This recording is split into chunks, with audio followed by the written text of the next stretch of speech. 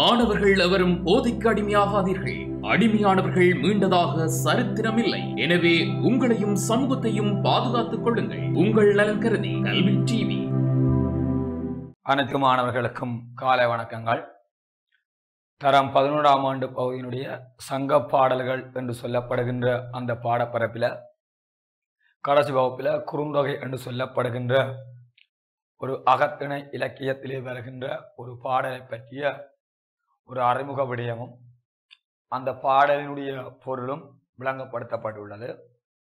இன்றைய இந்த வகுப்பில் அந்த பாடலை அடிப்படையாக கொண்டு வரக்கூடிய சிறு வினாக்களை அவதானிக்கின்ற அதே வேளை அந்த பாடலை அடிப்படையாக கொண்டு வரக்கூடிய கட்டுரை வினாக்கள் அல்லது கட்டமைப்பு வினாக்களை நாங்கள் என்ன செய்யணும் என்றால் அவதானித்துக் கொள்ள வேண்டும். குறுந்தொகை என்பது சங்க காலத்தில் தோற்றம் பெற்ற 8 தொகை நூல்களில் ஒன்றாக காணப்படுகின்றது. குறுகிய அடிகளை உடைய பாடல்களினுடைய தொகுப்பு குறுந்தொகை என்று சொல்லப்படும். அந்த வகையில் பார்த்தீங்கன்னா கடவுள் வாழ்த்து உட்பட 402 அகத்திணை செய்யுட்கள் குறுந்தொகையிலே காணப்படுகின்றன. அதிலிருந்து எடுக்கப்பட்ட 61வது பாடல் ஆகிய தும்பிசேர் கீரன் என்பவரால் பாடப்பட்ட ஒரு அகத்திணை பாடல் இங்கு தரப்பட்டுள்ளது. அந்த பாடலின் திணை மருதமாக இருக்கின்றது. துறை தலைவனுடைய வாயில்களை தலைவியினுடைய தோழி மறுத்து உரைக்கின்ற பாங்கில் அமைகிறது. அதாவது தலைவனுடைய வாயில்களை தலைவியினுடைய தோழி மறுத்து உரைக்கின்ற பாங்கில அந்த குறுந்தொகை செய்யுள் காணப்படுகிறது. அந்த பாடலை பாடிய ஆசிரியர் அரண்டா தும்பிசேர் கீரன். தச்சனால் செய்யப்பட்ட தச்சன் செய்த சிறுமா வையம் ஊர்ந்து இன்புறார் ஆயினும் கையின் ஈர்த்து இன்புறும் இளைஞர் போல உற்று இன்புறும் ஆயினும் நற்றேர் பொய்கை ஊரன் கேண்மை செய்து இன்புற்றனம் செறிந்தன வளே என்று சொல்லப்படுகின்ற அந்த குறுந்தொகையை அடிப்படையாக கொண்டு வரக்கூடிய ஒரு செய்யுட்பகுதி.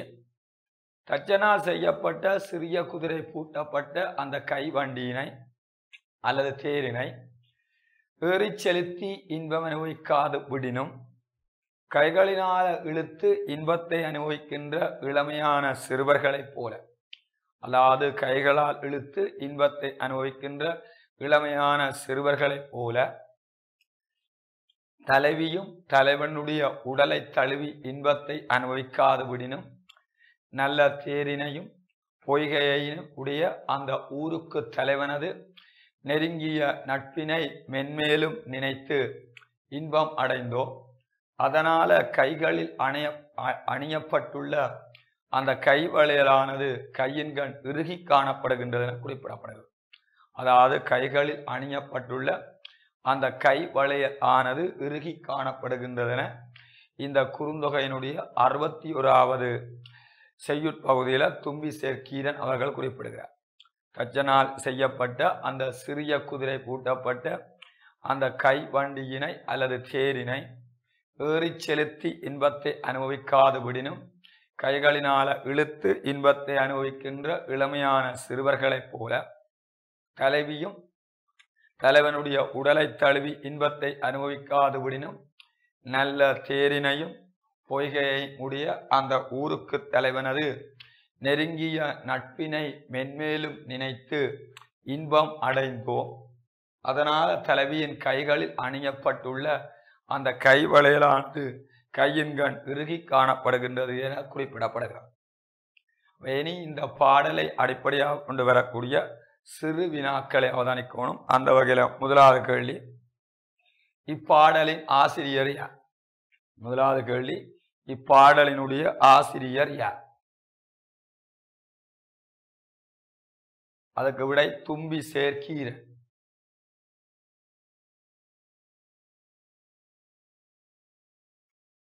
இரண்டாவது, இப்பாடலினுடைய திணை யார்? இப்பாடலினுடைய திணை யார்? திணை என்பது மருத நிலத்துக்குரிய பாட்டு. மருதம் என்று போட்டதை மருதம் என்பது வயலும் வயல் சார்ந்த நிலப்பகுதியை குறிக்கும். மூன்றாவது கேள்வி, இப்பாடலினுடைய துறை யாது? இப்பாடலினுடைய துறை யாது? துறை. தலைவனுடைய வாயில்களை தலைவனின் உடைய வாயில்களை தலைவனின் உடைய வாயில்களை தலைவியின் தோழி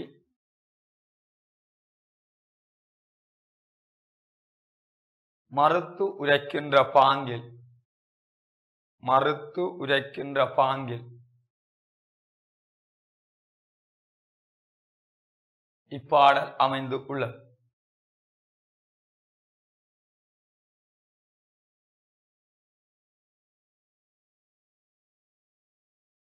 அடுத்த கேள்வி,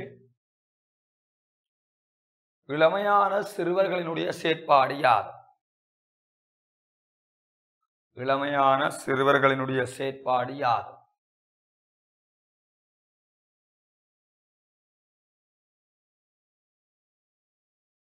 இளமையான சிறுவர்களினுடைய செயற்பாடு யாது? தச்சனால் செய்யப்பட்ட சிறு குதிரை பூட்டப்பட்ட கைவண்டியினை ஏறிச் செலுத்தி இன்பத்தை அனுபவிக்காதவிடினும்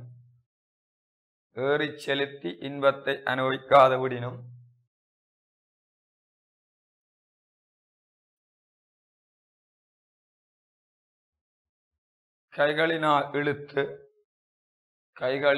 இழுத்து இன்பத்தை அனுபவிக்கின்ற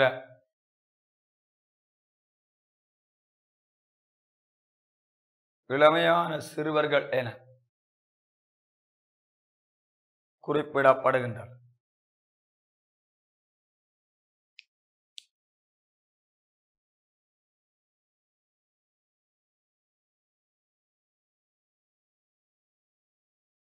அடுத்த கேள்வி,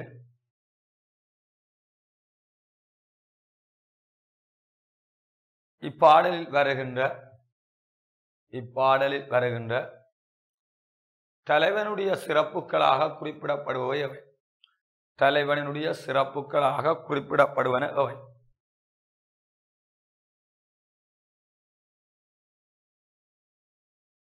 நல்ல தேரினையும் பொய்கையினையும் கொண்ட ஊருக்கு தலைவன் என குறிப்பிடப்படுகின்றது. நல்ல தேரினையும் பொய்கையினையும் கொண்ட ஊருக்கு தலைவன் என குறிப்பிடப்படுகின்றது.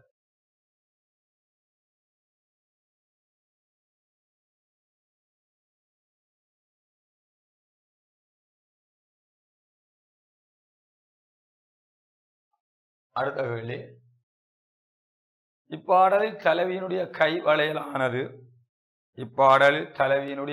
வளையல் ஆனது கைகளிடத்து இறுகி காணப்படுவதற்கான காரணம் என்ன? தலைவியினுடைய கை வளையலானது கைகளிடத்து இறுகி காணப்பட காரணம் என்ன?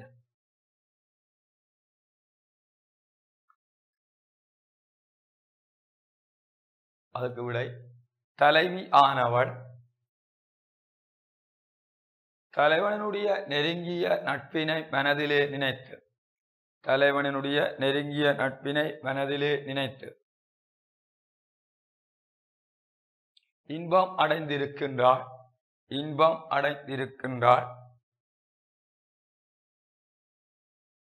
அதனால் தலைவியின் கைகளில் அணியப்பட்டுள்ள கைவளையலானது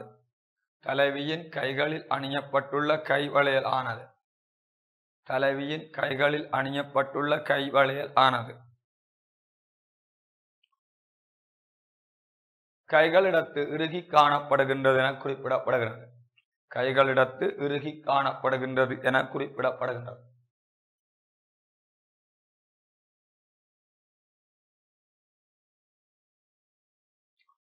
அடுத்த கேள்வி, இப்பாடலில் கையாளப்பட்ட அணிச்சிறப்பு யாது?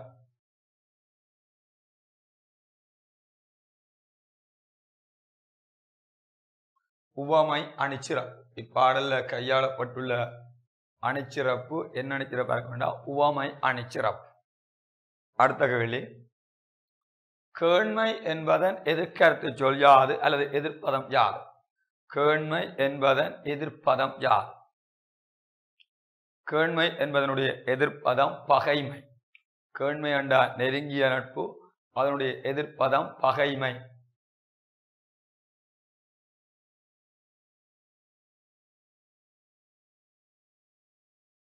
அடுத்த கேள்வி, இப்பாடல் வருகிற இடப்பெயர்களை இனங்கண்டெழுதுக. இப்பாடல் வருகின்ற இடப்பெயரை இனங்கண்டு எழுதுக. பாடலில் வருகிற இடப்பெயராக இருக்கும் ஒன்று என்னவா இருக்கும்டா, ஊரன் என்பது ஒரு இடப்பெயர். ஊர் என்பதோட அன்னென்று சொல்லப்படுகிற ஒரு விகுதி ஒன்று சேருது. அதே மாதிரி பொய்கை என்பதும் ஒரு இடத்தை குறிக்கிற பெயராக இருக்கும். பொய்கை ஊரண்டா நல்ல தேரினையும் அந்த பொய்கையும் கொண்ட ஊருக்கு தலைவன் என்று சொல்லப்படுகிறது. அதாவது ஊரன் என்பது ஊருக்கு தலைவன் என்ற அர்த்தத்தை குறிக்கிறது. ஊர் என்பது ஒரு இடப்பெயர். பொய்கை என்பதும் என்னவா இருக்குமெண்டா ஒரு வகையான இடப்பெயராக இருக்கும். ஒரு இடத்தினை குறித்து வருகின்ற பெயர் எல்லாம் என்னவா இருக்குமென்றால் இடப்பெயர்களாக காணப்படும். இதுல என்ன சொல்லப்படுறா, தலைவியானவள் தலைவனுடைய உடலை தழுவி இன்பத்தை அனுபவிக்காது அவனுடைய நெருங்கிய நட்பினை மனதிலே நினைத்தே இன்பமடைந்திருக்கின்றாள். அதனால என்ன செய்யறா, கைகளில் அணியப்பட்டுள்ள அந்த கைவளையலானது கையின் கண் திருகி காணப்படுகின்றது என குறிப்பிடப்படுகிறது. சரிதானே? இந்த பாடல்ல வரக்கூடிய சிறுவினாக்களை நாங்கள் என்ன செய்யணும்டா அவதானித்துக் கொள்ள வேண்டும். இந்த பாடலை வச்சு நாங்கள் கட்டுரை கேள்வி வருகின்ற பொழுது இந்த பாடலினுடைய பொழிப்புரை அல்லது தெளிவுரை தெரிந்தால்தான் அந்த கேள்விக்கு நாங்கள் என்ன செய்ய முடியுமெண்டா விடையை எழுதி கொள்ள முடியும். இப்போ பார்த்தீங்கன்னா தச்சனால் செய்யப்பட்ட சிறிய குதிரை பூட்டப்பட்ட அந்த தேரினி என்றும் சொல்லலாம், அல்லது கைவண்டியின் என்று சொன்னாலும் சரி. ஏறி செலுத்தி இன்பமடையாவிட்டாலும் சிறுவர்கள் அதனை கைகளால் எடுத்து இன்பம் காண்பர். அதனை போல நல்ல தேரினையும் பொய்கைகளையும் உடைய ஊர் தலைவன் என்றா ஊருக்கு தலைவன். அவனுடைய மெய்யுற்றண்டா அவனுடைய உடலை தழுவி இன்பம் அடையாவிட்டாலும் அவன் நட்பினை மேலும் மேலும் வளர்த்து இன்பம் அடைந்தோம். அதனால் கைவளையல் கலந்து விடாமல் கையில் இறுகி காணப்படுகின்றது. அந்த கைவளையலானது கைகளிடத்து என்ன செய்யண்டா கையின் கண் இறுகி காணப்படுகிறது. இதுல கீழே விளக்கம் ஒன்று கொடுக்கப்பட்டிருக்குது. தலைவன் தலைவியை விடுத்து பரத்திரிடம் சென்று தங்கிவிட்டான். பரத்திர் என்பது ஆடல் பாடல் முதலிய கலைகள்ல சிறந்த ஆக்கள் வாழுகின்ற அந்த இடம்.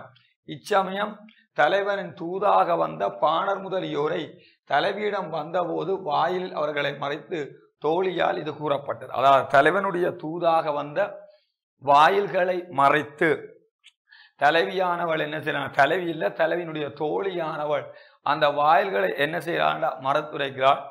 எவ்வாறு மறத்துரைக்கிறாள் என்றால், அதாவது தலைவியானவள் தலைவனுடைய நட்பை நினைத்து இன்பமாக இருக்கின்றாள் அல்லது மகிழ்ச்சியாக இருக்கின்றாள். அதனால அவளுடைய உடலாலே எந்த விதமான மெலிவுத்தன்மைகளும் ஏற்படவில்லை. கைகளில் காணப்படுகின்ற அந்த கைவளையலானது கையின் கண்ணே இறுகி காணப்படுகின்றது என குறிப்பிடப்படுகிறது.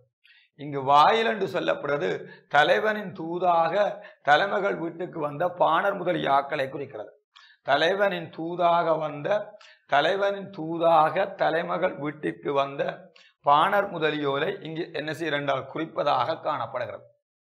இது இந்த பாடலை அடிப்படையாக கொண்டு எங்களுக்கு தெரிந்திருக்க வேண்டிய ஒரு பிரதானமான விடயமாக இருக்கும். அடுத்தது எதா இருக்கும் என்றால், சங்க காலத்தில் தோற்றம் பெற்ற ஒரு இலக்கியமாகிய 8 தொகை நூல்களிலே வருகின்ற அடுத்த இலக்கியம் ஆகிய எதா புறநானூறு என்று சொல்லப்படுகிற இலக்கியம். அடுத்தது எதா இருக்கும் என்றால் புறநானூறு என்று சொல்லப்படுகின்ற அந்த இலக்கியம். அதாவது சங்க காலத்தில் தோற்றம் பெற்ற, அதாவது 8 தொகை நூல்களுக்குள்ள வருகின்ற புறத்திணை மரபினை எடுத்து சொல்லுகின்ற அல்லது புறத்திணை மரபினை எடுத்து கூறுகின்ற ஒரு இலக்கியமாகிய புறநானூறு. இந்த புறநானூறு பற்றிய விடயங்களை நாங்கள் தெரிந்திருக்க வேண்டும். புறநானூறு என்பதை பிரித்தால் புறம் சக நானூறு. புறம் சக நானூறு என்று சொல்வது என்னவா இருக்கும்டா புறநானூறு என்று சொல்லப்படும். புறம் சக நானூறு. புறம் என்பது என்னவா இருக்குமென்றால் அதாவது போர் அல்லது வீரம் என்றதை பற்றி குறிப்பிடப்படும். புறம் என்பது போர் அல்லது வீரத்தை பற்றி சொல்றது புறமாயிருக்கும். 400 என்பது என்னவாயிருக்கும் என்றால் 400 அகவற்பாக்களை குறிப்பிடுகிறது. 400 அகவற்பாக்களை இங்கு குறிப்பிடுகிறது. போர் பற்றி குறிப்பிடுகின்ற 400 பாடல்களை கொண்ட இலக்கியம் எதா இருக்கும் என்றால் புறநானூறு என்று சொல்லப்படுகிறது. போர் பற்றி குறிப்பிடுகின்ற 400 பாடல்களை கொண்ட அந்த இலக்கியம் எதா இருக்கும் என்றால் புறநானூறு என்று என்ன செய்யப்படுகிறது என்றால் அழைக்கப்படுகின்றது. சங்க காலத்தில அந்த காலத்து தமிழகத்தினை ஆட்சி செய்த முடியினை உடைய மூவேந்தர்களினதும் குறுநில மன்னர்களினதும் சிறப்புக்களை அதாவது பாடுபொருளாக கொண்டு எழுந்த அந்த செய்யுட்கள் புறநானூற்று பாடல்ல என்ன செய்யறா உள்ளடங்கி காணப்படுகிறது. புறம் என்பது அகத்தை தவிர குறிப்பிடப்படுகிற போர் பற்றிய செய்திகள் அனைத்தும் புறமாக சொல்லப்படும். அந்த புறத்தை பற்றி குறிப்பிடுகின்ற 400 பாடல்களை கொண்ட அந்த இலக்கியம் 400 அகவற்பாக்களை கொண்ட அந்த இலக்கியம் புறநானூறு என்று அழைக்கப்படும். சங்க காலத்தில் அந்த காலத்து தமிழகத்தை முடியினை உடைய மூவேந்தர்களாகிய சேரர் சோழர் பாண்டியர் என்று சொல்லப்படுகின்ற அந்த முடியினை உடைய மூவேந்தர்களும் ஆட்சி செய்திருக்கிறார்கள். குறுநில மன்னர்களும் ஆட்சி செய்திருக்கிறார்கள். அப்ப அந்த முடியினை உடைய மூவேந்தர்களும் அந்த குறுநில மன்னர்களினதும் சிறப்பினை குறிப்பிடுகின்ற அந்த பாடல்கள் தான் புறநானூற்று பாடல்கள்ல வருகின்றது. அந்த வகையில பார்த்தீங்கள் என்றால் அந்த முடியின உடைய மூவேந்தர்களின் ஆட்சி சிறப்பு, வீர சிறப்பு, கொடை சிறப்பு, யாக்கை நிலையாமை என்பன பற்றி பாடுபொருளாக கொண்டு புறநானூற்று செய்யுட்கள் தோற்றம் பெற்றிருக்கிறது. இந்த பாடலினுடைய அடி வரையறையை நாங்கள் அவதானிக்கிற சந்தர்ப்பத்தில் குறைந்த வரி பாட்டு 4 வரிகளை கொண்ட பாடலாகவும் கூடிய வரிகளை கொண்ட பாடல் 40 வரிகளை உடையதாகவும் புறநானூற்றில் வருகின்ற பாடல்கள் காணப்படுகிறது. புறநானூற்றில் வார பாடல்களையும் ஒரு புலவர் பாடவில்லை.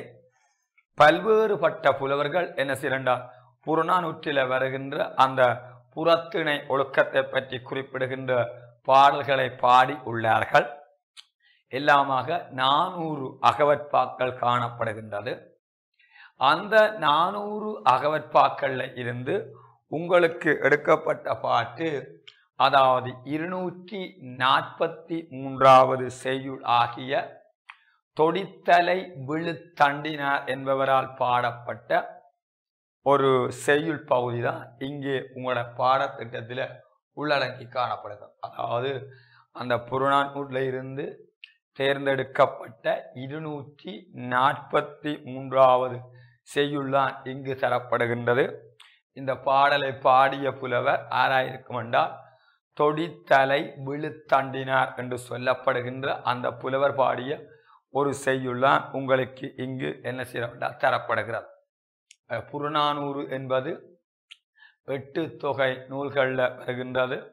புறத்திணை என்று சொல்லப்படுகின்ற அந்த போரொழுக்கத்தை பற்றி குறிப்பிடுகின்ற பாடலாகவே காணப்படுகின்றது. இதில் புறம் சக 400 என பிரிக்கப்படும். புறமண்டா போர் பற்றி குறிப்பிடுகின்ற 400 பாடல்களை கொண்ட அந்த இலக்கியம் புறநானூறாக இருக்கும். 400 பாடல் என்பது 400 அகவற்பாக்களை கொண்ட அந்த இலக்கியமாக நாங்கள் எதை கருதலாம் என்றால் புறநானூற்று செய்யுட்களை நாங்கள் கருதி கொள்ள முடியும். கீழே எழுதி கொள்ளுங்கள். 8 தொகை நூல்களிலே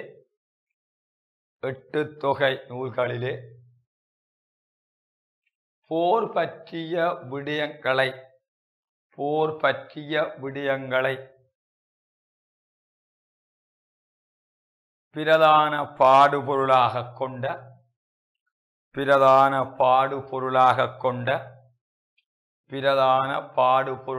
கொண்ட இலக்கியமே புறநானூறாக அமைகின்றது.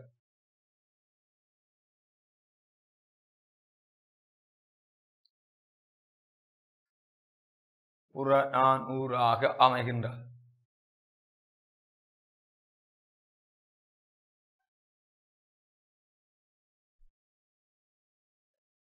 புறநானூறு என்பதை பிரிக்கின்ற பொழுது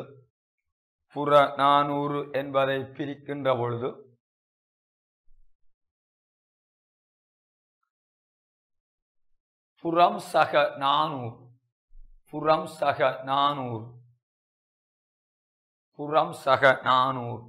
என பிரிக்கப்பட்டு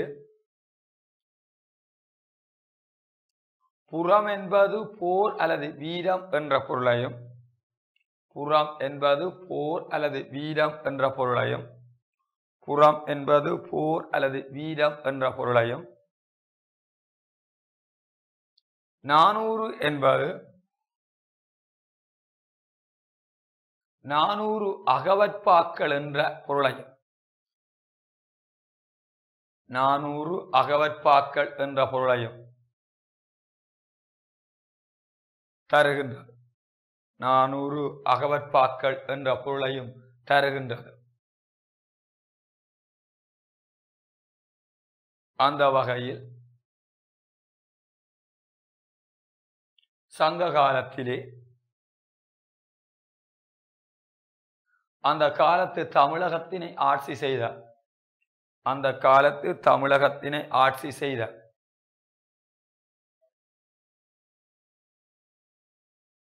முடியினை உடைய மூவேந்தர்களினதும்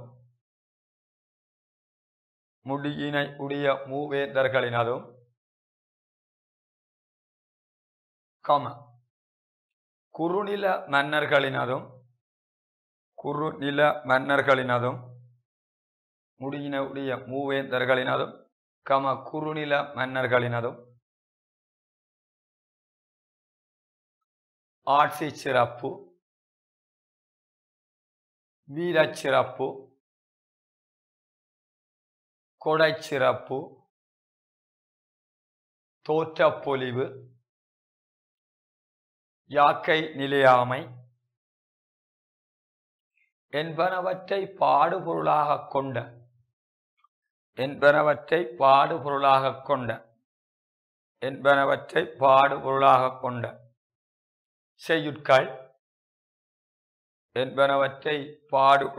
கொண்ட செய்யுட்கள் புறநானூற்றிலே உள்ளடங்கி காணப்படுகின்றது. என்பனவற்றை பாடுபொருளாக கொண்ட செய்யுட்கள் புறநானூற்றிலே உள்ளடங்கி காணப்படுகின்றது.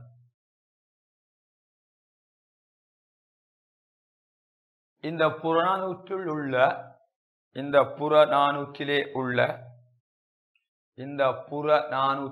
உள்ள பாடல்களின் அடி வரையறை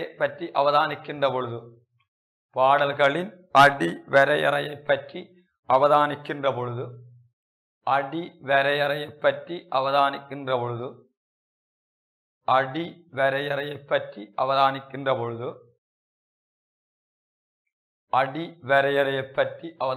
பொழுது குறைந்த வரிகளை உடைய பாடல் 4 வரி கொண்டதாகவும்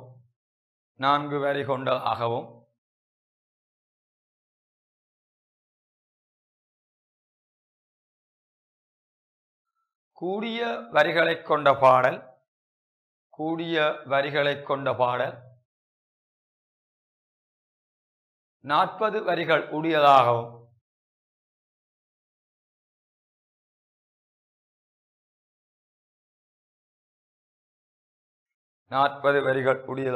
காணப்படுகின்றன.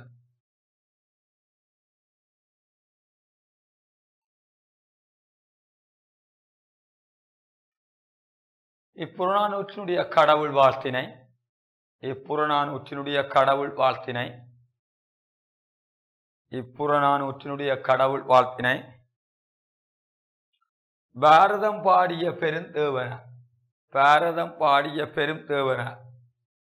பாரதம் பாடிய பெருந்தேவன பாடி உள்ளதாக குறிப்பிடப்படுகின்றது. பாரதம் பாடிய பெருந்தேவன பாடி உள்ளதாக குறிப்பிடப்படுகின்றது.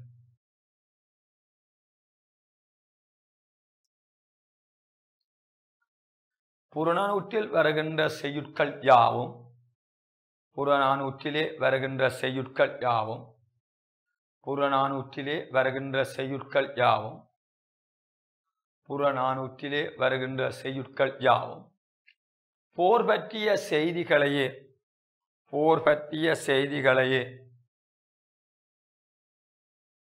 பிரதான பாடுபொருளாக கொண்டு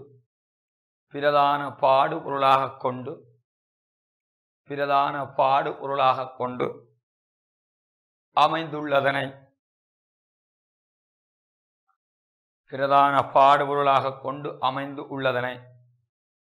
அவதானித்துக் கொள்ள முடியும். போர் பற்றிய செய்திகளையே பிரதான பாடுபொருளாக கொண்டு அமைந்துள்ளதை அவதானித்துக் கொள்ள முடியும்.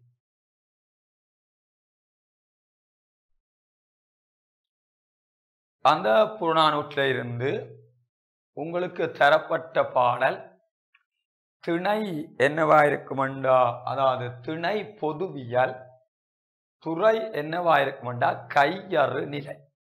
கையறு நிலை என்றா அதனுடைய அர்த்தம் என்னென்றால் கழிந்து போன ஒன்றிற்காக அதனை எண்ணி வருத்தமடைதல் கையறு நிலை என்று குறிப்பிடப்படும். கழிந்து போன ஒன்றிற்காக அதனை எண்ணி வருத்தம் அடைதல் என்று சொல்லப்படுகின்ற போல சொல்வது என்னவா கையறு நிலை. திணை பொதுவியல், துறை கையறு நிலை. இந்த பாடல் இனி நினைந்து இரக்கமாக திணிமண செய்யுறு பாவைக்கு கொய்பூ தைய தன்கயம் ஆடும் மகளிரோடு கைபிணைந்து தழுவழி தளி தூங்குவழி தூங்கி மறை எனல் அறியா மாயமில்லா ஆயமொடு உயர் சினை மருதத்துறையுறத் தாழ்ந்து நீர் நனி படிகோடு ஏறி சீர்மிக கரை அவர் மருள திடை அகம் பிதிர நெடுநீர் குட்டத்து துடுமன பாய்ந்து குளித்து மணற்கொண்ட கல்லா இளமை அழிதோதானோ யாண்டுண்டு கொல்லோ தொடித்தலை விழுத்தண்டு ஊன்றி நடுக்குற்று இடும் இடை மிடந்த சில சொல் பெருமூதாளரே ஆகிய எமக்கே.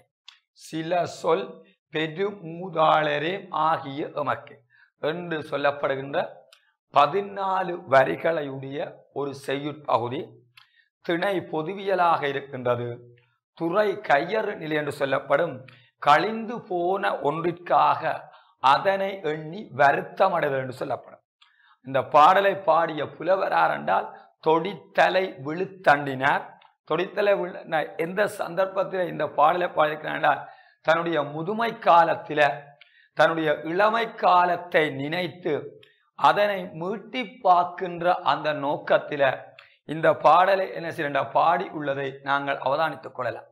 தன்னுடைய முதுமை காலத்தில தன்னுடைய இளமை காலத்தினுடைய அந்த நினைவுகளை பற்றி அவர் தன்னுடைய இயலாமை, அதாவது முதுமை காலத்தினுடைய இயலாமை இருக்கின்றது, தன்னுடைய இளமை காலத்தை நினைத்து கவலை கொள்ளுகின்ற பாங்கில இந்த பாடல் காணப்படுகிறது. அதுதான் கையறு நிலை என குறிப்பிடப்படுகிறது. அவைக இந்த பாடலை பற்றிய செய்திகளை அடுத்த வகுப்பு அவதானித்துக் கொள்வோம் என கூறி இன்று இவளா பகுதியுடனும் இந்த வகுப்பினை பூர்த்தி செய்து கொள்ளுகிறேன். நன்றி, வணக்கம். கல்வி டிவியில் புத்தம்புது நிகழ்ச்சிகளை உடனுக்குடன் பார்த்து மகிழ எமது Facebook மற்றும் YouTube பக்கத்தை லைக் செய்யுங்கள்.